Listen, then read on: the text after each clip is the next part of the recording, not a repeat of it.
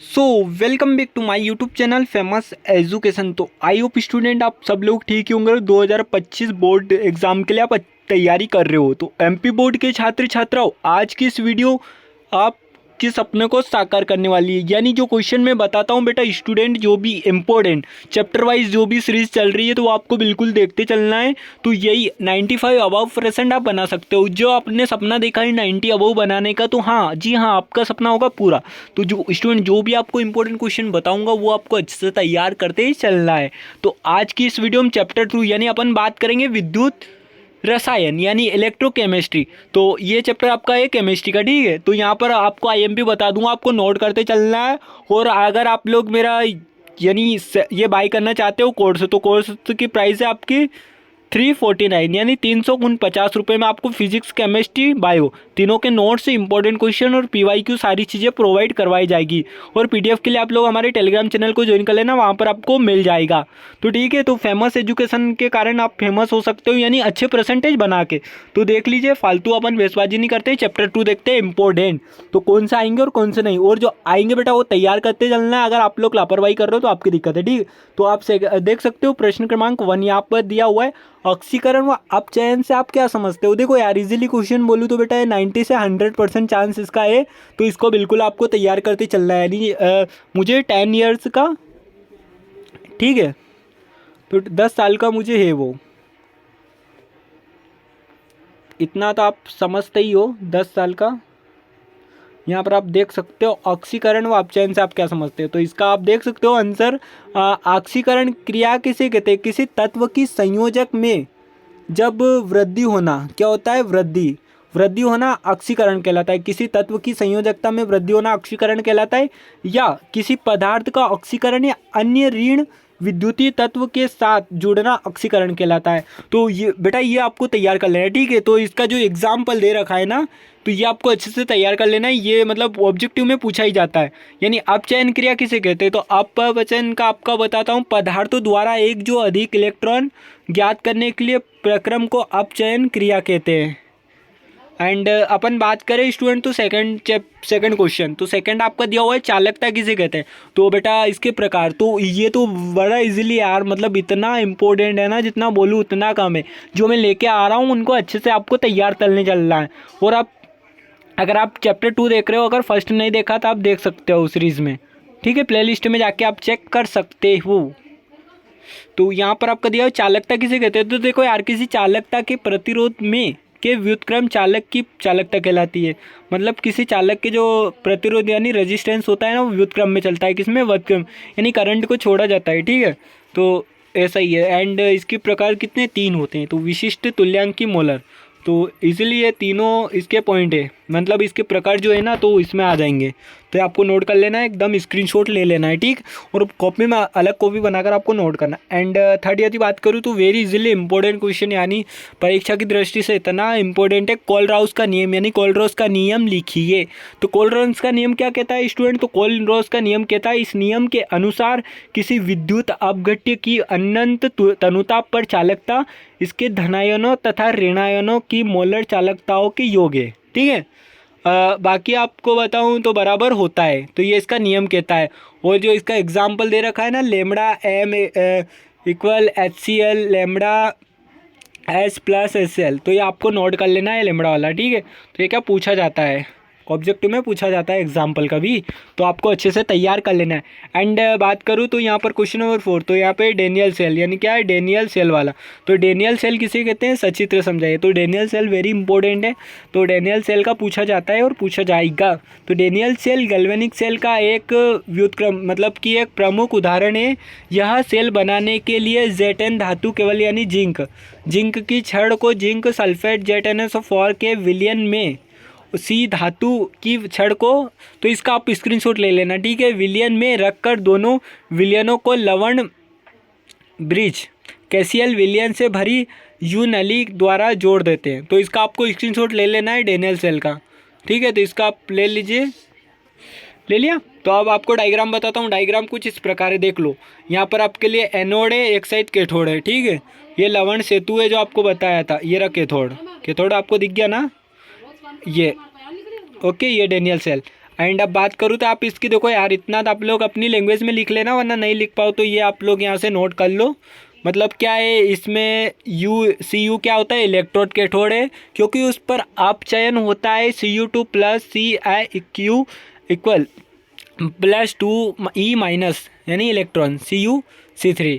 तो संपूर्ण सेल अभिक्रिया निम्न प्रकार प्रदर्शित की जा सकती है Z10। तो ये रिएक्शन आप कर सकते हो, यानी एग्जाम्पल अगर पूछे तो आप ये बता देना कैथोड एनोड के लिए, ठीक है।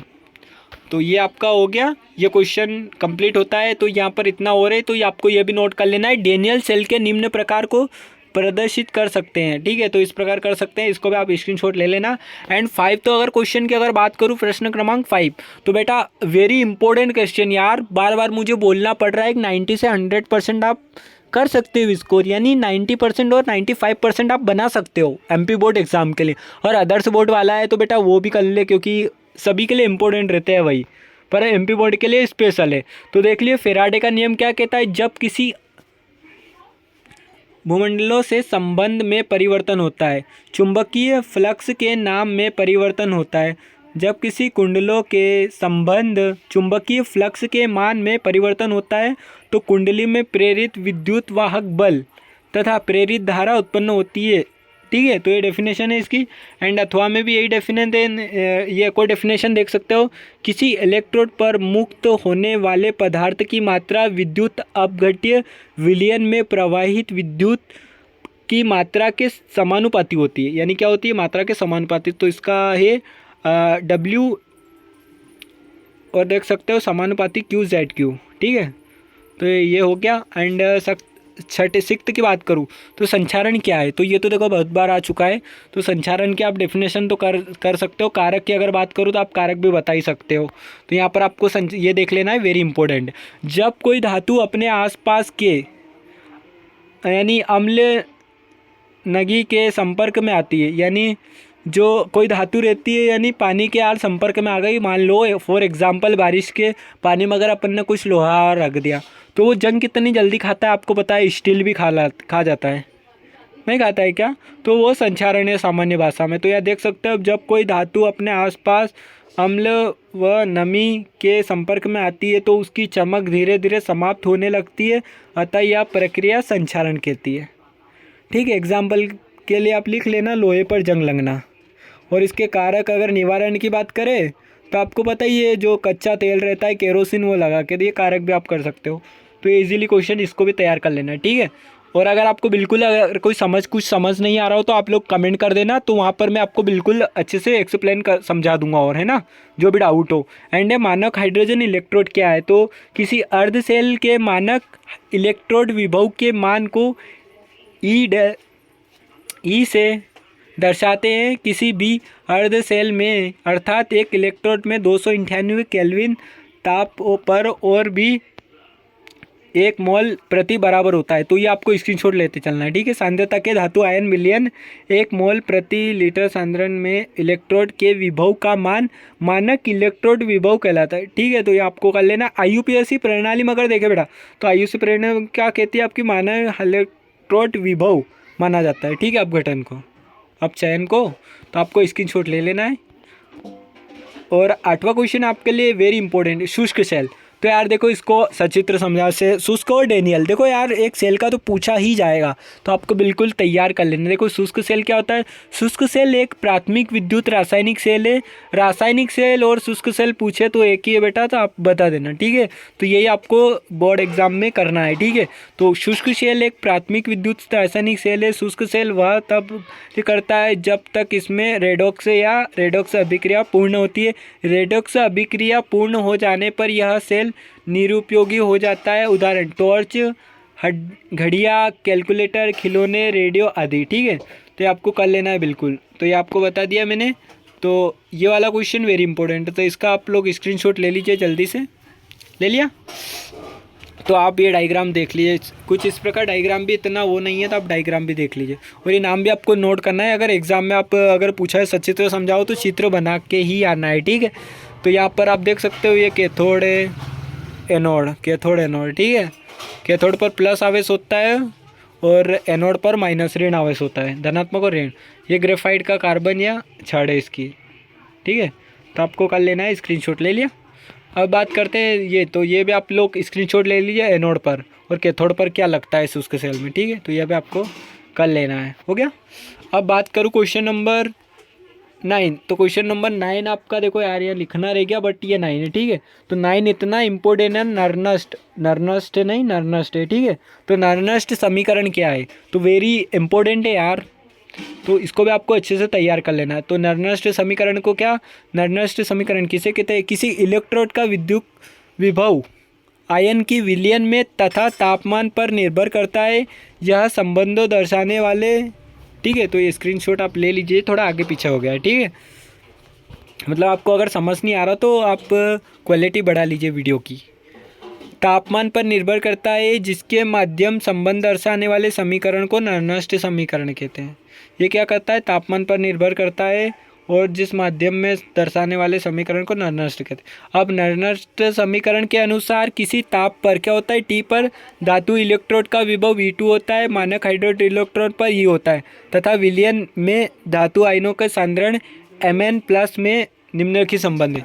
तो आपको बिल्कुल ये कर लेना है, कुछ इस तरह से संबंध है। तो यार देखो, ये equal E2 303 RT log 10 1 Mn+। तो ये आपको स्क्रीनशॉट ले लेना है बेटा, क्योंकि ये पूछा जाता है एग्जाम्पल या कुछ इक्वेशन पूछ सकता है शुष्क सेल के लिए। तो देखो यहाँ पर आपके लिए जो R था ना वो गैस सिलेंडर माना था, और T था वो परम ताप था, और N था वो E संख्या थी, और F जो था ना उसको फेराडे का नियतांक मान लिया था। तो ये आपको याद रखना चाहिए अगर आप कभी चूक जाओ, ठीक है। तो आज की वीडियो में स्टूडेंट इतना ही, यानी आज की क्लास में आपकी। तो नेक्स्ट चैप्टर का आप जल्दी ही प्लेलिस्ट लेके आएंगे आप लोगों के लिए वीडियो। तो तब तक के लिए जय हिंद, वंदे मातरम। और अगर हाँ, आप अगर ये लेना चाहते हो, मतलब कोर्स अगर बाई करना चाहते हो, आप लोग कमेंट करके बता देना। 350 रुपये इसकी प्राइस है। अगर आप लेना चाहो तो आप व्हाट्सअप पर मुझे मैसेज कर सकते हो। तो व्हाट्सअप नंबर स्टूडेंट मैं आपको बताऊँगा 8989835749। क्या है, एक बार और नोट कर लीजिए। अगर आप सिलेबस बाई करना चाहते हो, physics chemistry bio Hindi English, मतलब सभी अवेलेबल है। तो 349 ओनली, 349 रुपये में। तो एक बार और नोट करिए नंबर, तो 8989835749, ठीक है। तो जय हिंद, वंदे मातरम।